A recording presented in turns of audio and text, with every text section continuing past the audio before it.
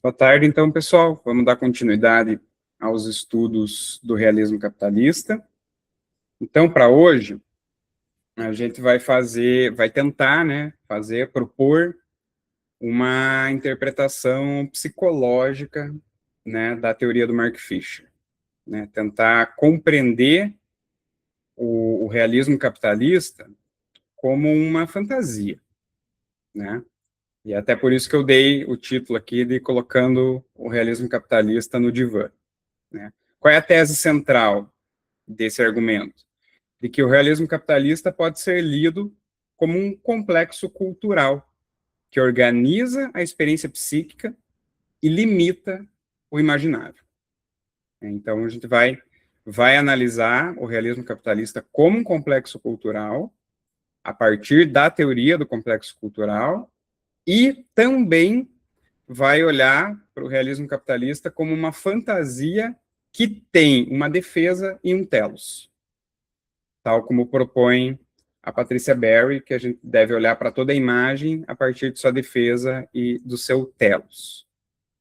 Então, vamos lá. Então, o realismo capitalista pode ser entendido como um complexo cultural dominante do neoliberalismo. Ele funciona como um campo psíquico que naturaliza o capitalismo como a única realidade possível. Então, vamos lá, né? Como todo complexo cultural, ele traz consigo determinados imperativos, né? Ele traz consigo toda uma camada de ideias, né, que vão circular em termos de imperativos, né, em termos de algo que é assim porque é, né? E vai trazer toda uma camada de afetos, né? Então, tal como o complexo ideoafetivo do indivíduo, o complexo cultural ele também é ideoafetivo, né? Ele traz ideias e traz afetos. Então, e ele traz também uma determinada maneira de agir, de se comportar e de imaginar, né? Quando um complexo está constelado, ele nos coloca para pensar, para sentir e para agir de maneira complexada. Isso a nível individual e a nível do coletivo, né? Então, se a gente olhar, né, o realismo capitalista como um complexo cultural, então a gente vai poder inferir que ele naturaliza... Opa! Derrubei minha câmera aqui, que ele naturaliza o capitalismo como a única realidade possível. Ele organiza afetos. E quais são os principais afetos que esse complexo cultural vai organizar? A desesperança, o cinismo e a ansiedade, né? A desesperança de que há outro mundo possível para além do capitalismo, né? Então, a perca, né, de toda a esperança de que é possível construir algo para além do capitalismo, né? O cinismo como uma espécie de forma até defensiva de encarar essa realidade dominada pela desesperança e por uma imaginação que está bloqueada, né? E a gente já vai falar nisso. E a ansiedade como sintoma, né, que afeta praticamente toda a população, né? Quem não está ansioso hoje é porque não entendeu direito o que está acontecendo, né? Então, a ansiedade acaba até se tornando uma forma de habitar o mundo, né? A gente habita o mundo de maneira ansiosa hoje, né? E é uma resposta esperada do nosso sistema psíquico. O realismo capitalista, ele filtra a imaginação política, bloqueando toda e qualquer possibilidade de futuro, né? Então, quando a gente leva o capitalismo, quando a gente faz uma análise lógica e desdobra o capitalismo de maneira lógica, de maneira dialética, o único fim possível é o fim do mundo, e não o fim do capitalismo, né? Então, essa imaginação apocalíptica, ela nada mais é do que o próprio desdobramento lógico das consequências últimas do capitalismo. Mas o que o Mark Fisher vai falar é que, não, pera, a gente conseguir imaginar o fim do mundo, mas não conseguir imaginar o fim do capitalismo, é um sintoma, né?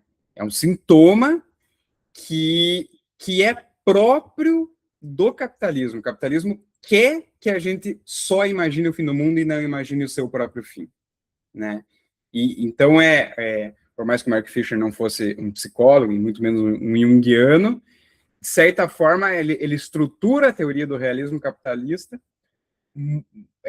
de tal maneira que a gente pode olhar realmente para o seu funcionamento como um complexo cultural, né? Que bloqueia toda a possibilidade que está para fora dele, né? Tudo que está para fora dele se torna uma grande ameaça, né? E o complexo cultural ele promove uma certeza simplificadora, típica dos complexos. Qual é a certeza simplificadora do capitalismo? É de que there is no alternative, né? Não há alternativa, né? O capitalismo ele é a única possibilidade que a gente tem, e o mundo é assim mesmo, e a gente precisa se conformar com o mundo tal como ele é.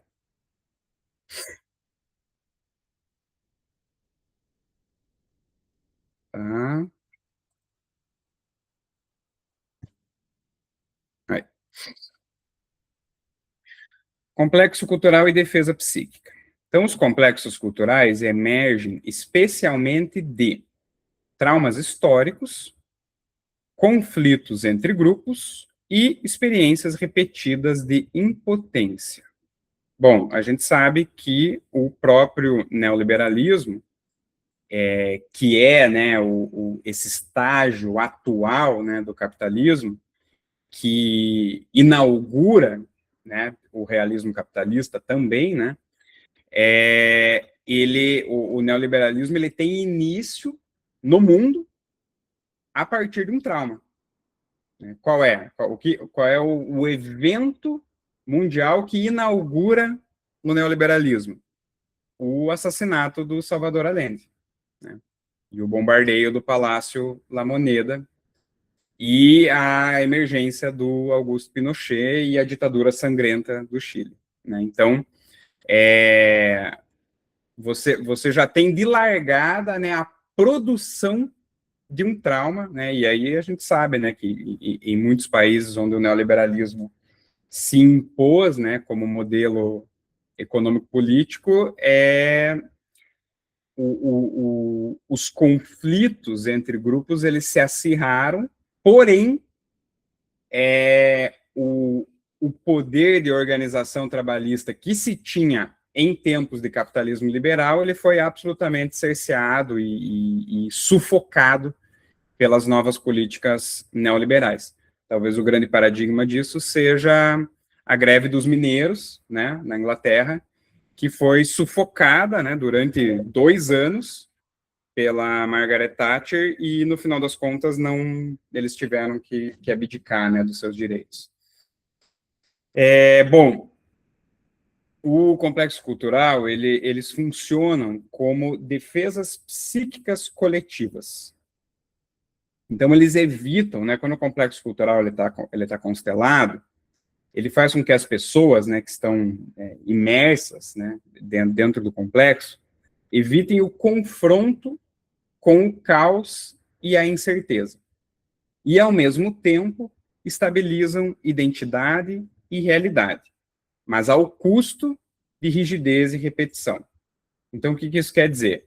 Que não além da imaginação estar bloqueada, existe um ganho secundário em não conseguir imaginar o fim do capitalismo. Qual é esse ganho secundário? É a conformidade, é a estabilização, né? De certa forma, quando você aceita que o sistema é esse e que não há nenhuma alternativa a isso, só resta se conformar com o que está aí. Então,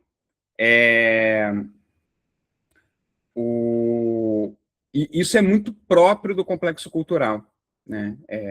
Isso é muito próprio da organização coletiva que o complexo regencia, né? Então, ele sempre está se defendendo de algo e, ao mesmo tempo, ele está criando uma realidade relativamente estável para aquele grupo que está funcionando a partir desse complexo, né? E contra o que o complexo cultural do realismo capitalista se defende? Aí está ali embaixo, né? O medo do colapso social, a angústia de imaginar alternativas e a incerteza radical do futuro, né? Ou seja, imaginar que existem alternativas ao sistema que a gente vive hoje, ela pode, por um lado, trazer esperanças, mas, por outro lado, trazer uma angústia muito grande em relação a, putz, então, quer dizer que o que eu estou vivendo hoje é horrível e eu preciso viver isso, e o que me resta é imaginar e lutar por um mundo melhor, mas não é um mundo que eu vou viver, provavelmente. O que eu tenho é isso, né? É isso que está disponível. Então, isso naturalmente vai causar uma angústia, e muitas vezes o próprio sistema psíquico ele faz uma escolha, né? De evitar a todo custo essa angústia. Então, melhor um sistema opressivo conhecido do que um desconhecido, né? Um desconhecido que pode vir com qualquer outra coisa, né?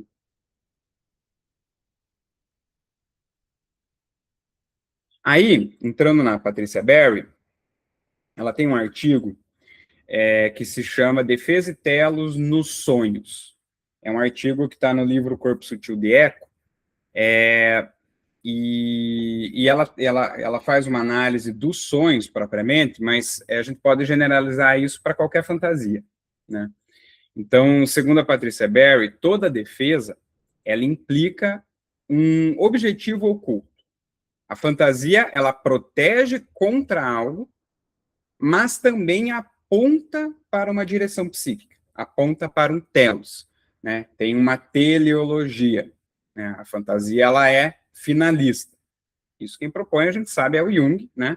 A Patrícia Berry vai só organizar a teoria para a gente pensar que a defesa e o telos sempre aparecem juntos, né? E eu acho que essa é uma boa sacada, porque ajuda a gente a analisar o fenômeno, os próprios complexos, sempre a partir dessas duas categorias, do que ele está se defendendo e para onde ele aponta, tá?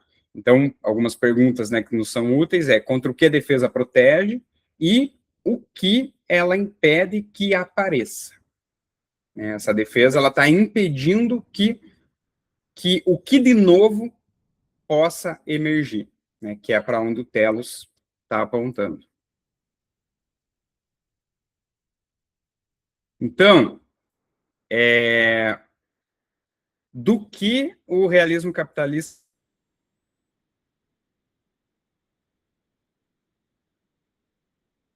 defende contra, é uma defesa contra o possível.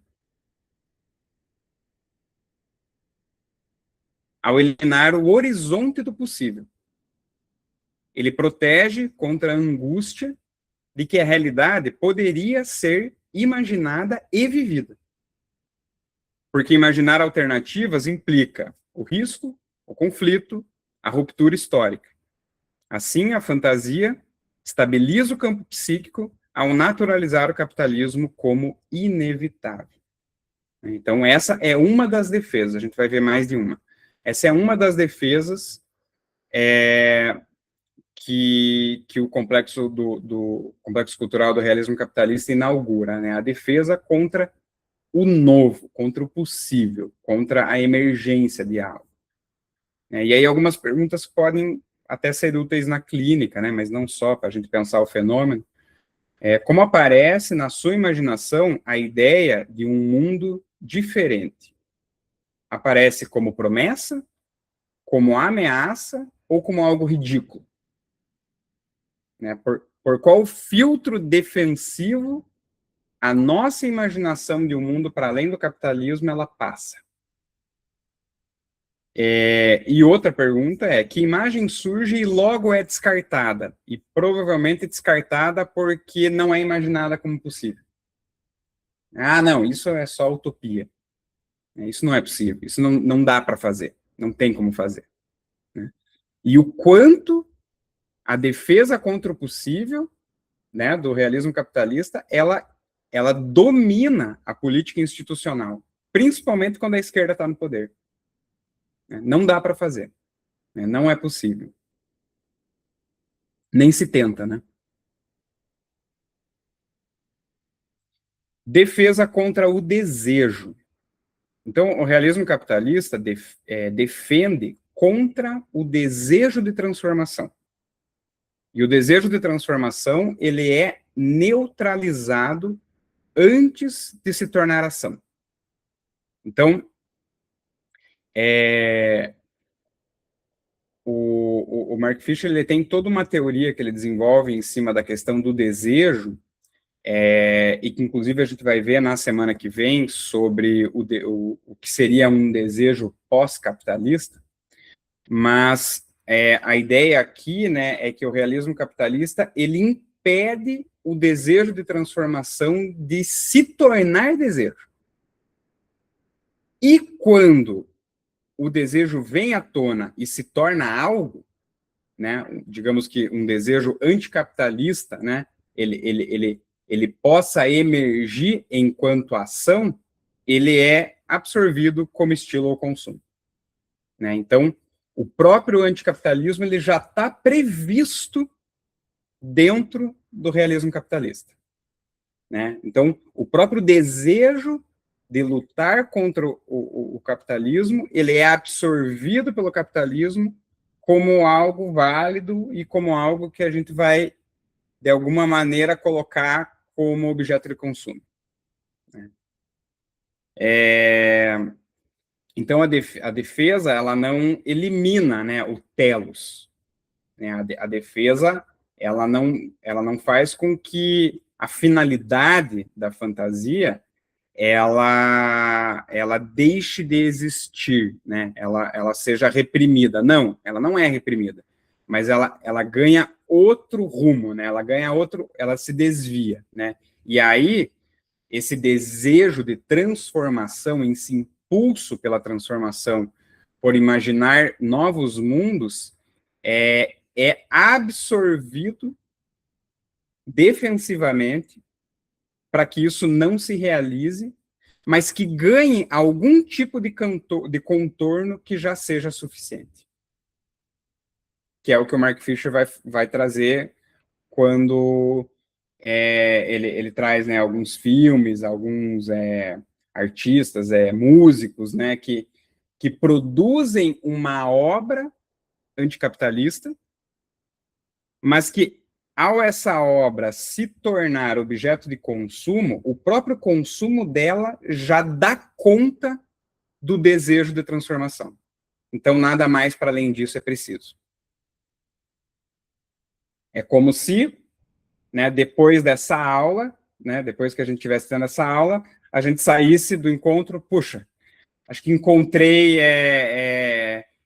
o que eu precisava, essa teoria já me organizou e agora eu não preciso mais lutar contra nada porque eu já organizei meus afetos. Né? É algo mais ou menos por aí. Defesa contra o real. Então, o realismo capitalista, ele suprime o real.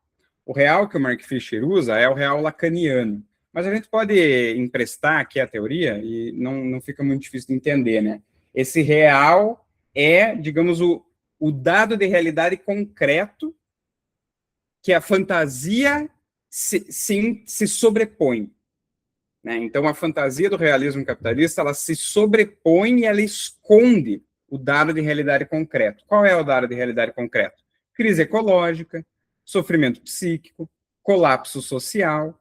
Mas tudo isso passa a ser tratado como algo inevitável, como algo que faz parte da vida, como algo que, por exemplo, é biológico, como a questão do sofrimento psíquico, né? Não, então a gente vai criar toda uma teoria de neurotransmissores, né, que vai dar conta de uma explicação biológica para o sofrimento psíquico, né? A crise ecológica, ela é mera consequência do progresso, e não tem muito o que fazer a respeito disso, porque a gente não pode interromper a produção, porque senão a economia desmonta. né? Então, tudo isso vai ganhando contornos de algo inevitável e que não tem muito o que se fazer com, né? Então, a fantasia, ela protege contra a percepção de que o próprio sistema não se sustenta, de que o sistema é inviável, né? Então, mas aí que tá, né? O real, esse dado de realidade concreto, ele se impõe. E ele se impõe, inclusive, como uma maneira de resistência contra o próprio sistema, né? Então, o capitalismo, ele vai produzindo crises, né? Uma crise ecológica, uma crise psíquica, uma crise econômica, e essas crises, elas insistem em permanecer e revelar o quanto o próprio sistema ele é inviável, ele não se sustenta, né? Mas o realismo capitalista vem e diz, não, mas mesmo assim não tem o que fazer. Mesmo assim a gente precisa lidar com isso.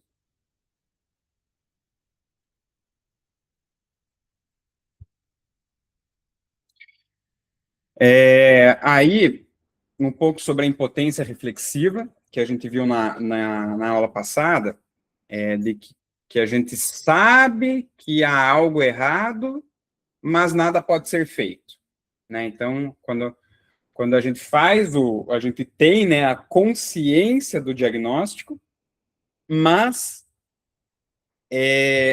a gente se sente tão impotente em relação a, a,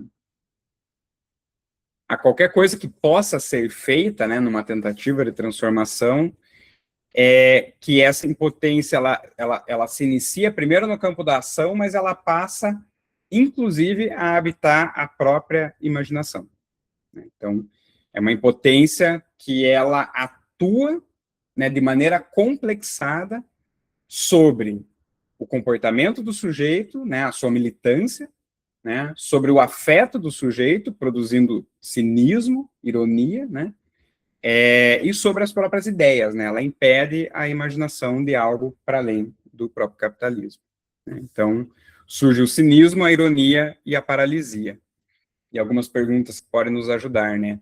Onde saber não leva à ação, né? E o que mantém esse impasse, né? Então, se cada um olhar para si, né? O que me mantém nesse impasse de lutar por algo que eu sei, mas que eu simplesmente não consigo avançar, né? Há uma paralisia. Isso se parece com cansaço, com saturação, com cinismo ou uma espécie de congelamento? Eu acho que essas perguntas elas podem nos ajudar tanto do ponto de vista individual, né, para a gente olhar para si, quanto do ponto de vista coletivo, né? Estamos todos saturados, cansados, cínicos, congelados, né? Afinal. E aí, vamos falar um pouquinho do telos, né? Então, a gente falou das defesas, contra o que o realismo capitalista se defende, mas qual é o telos do realismo capitalista? Então, vamos lá.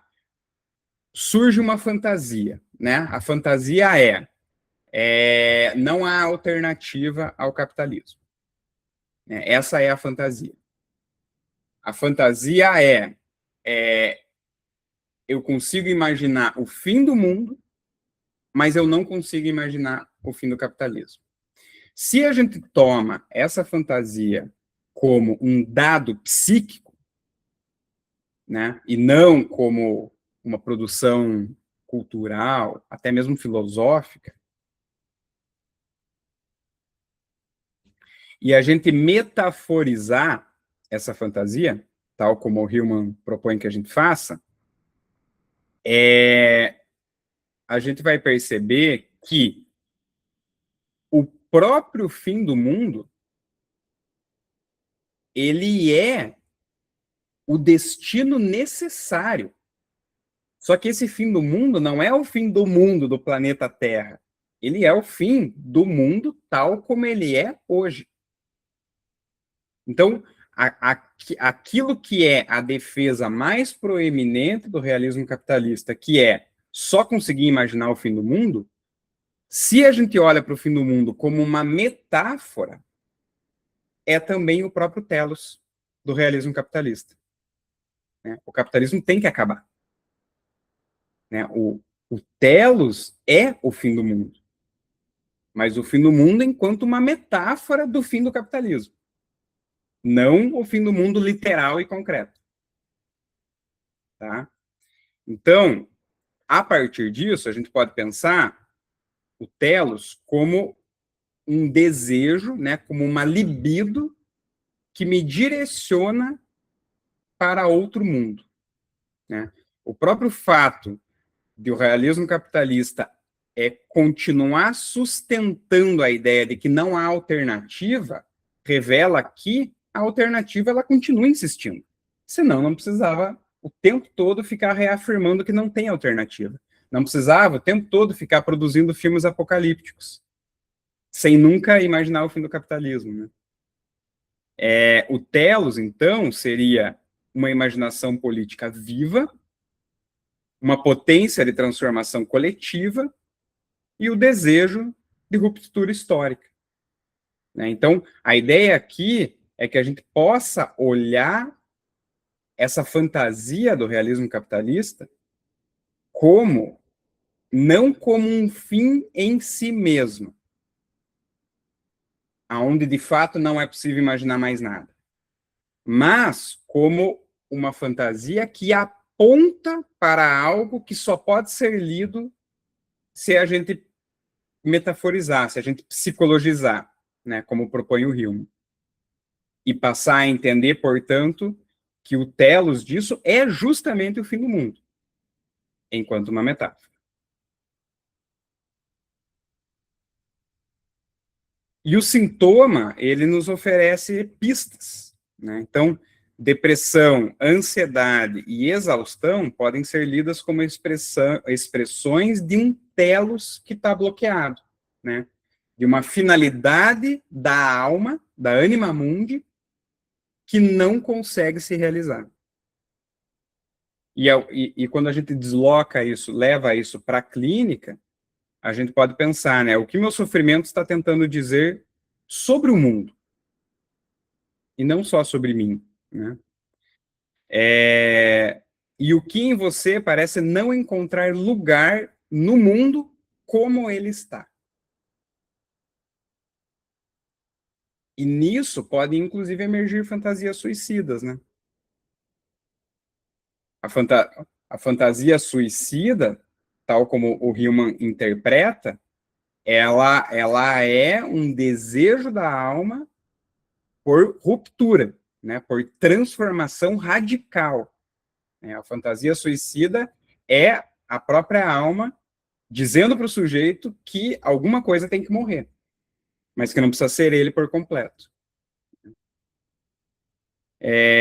O futuro cancelado é precisamente o telos que não consegue se realizar. Então, percebam, né, que tanto a defesa quanto o telos, eles são mais ou menos a mesma coisa, só que visto de ângulos diferentes. Né? Aquilo do que a defesa se defende é o próprio telos que precisa se realizar e não consegue se realizar. Telos também como retorno do reprimido. Fischer aponta 3 grandes pontos onde o sistema falha, que são a crise ecológica, né, o limite material do planeta como fissura no sistema, o sofrimento psíquico, a epidemia de adoecimento mental como sintoma coletivo, e a burocracia paradoxal, né, a contradição interna das instituições que prometem eficiência, mas entregam lentidão e corrupção, né. Esses são equivalentes ao que Patricia Berry chamaria de imagens do sonho que não se deixam reduzir, sinais do telos emergindo através da falha na defesa. Né? Então, é isso que eu quero dizer com sintomas como pistas. Né? Então, quanto mais sintomas aparecerem, né, mais eles indicam que, de fato, não há mais alternativa que não o rompimento com o próprio capitalismo. E aí a ideia é subverter internamente, né, essa própria lógica do realismo capitalista. Pergunta, né, o que da alma do mundo ainda não encontrou forma de existir? E como é que a gente pode imaginar, por meio de construção coletiva, maneiras de dar forma para isso, né, que está pedindo por espaço? Então, como é que a gente trabalha a fantasia? Defesas psíquicas devem ser ouvidas até que o telos possa se revelar. O que essa fantasia está tentando preservar? Se você não desmontar essa fantasia, mas entrar nela, que cena aparece? E para onde ela aponta, apesar de si mesma? Então, novamente, né, vou ser repetitivo, mas se a gente entra na fantasia do realismo capitalista, o que emerge é o fim do mundo. Só que o fim do mundo dentro da lógica interna do próprio complexo do realismo capitalista. Então, o realismo capitalista é como um sonho coletivo que protege contra o indeterminado, mas que carrega nas suas falhas, nas suas fissuras, o germe de outro mundo possível. Então, essa era a ideia, o argumento central aí dessa aula que eu queria trazer hoje. Vou encerrar aqui a gravação para a gente conversar.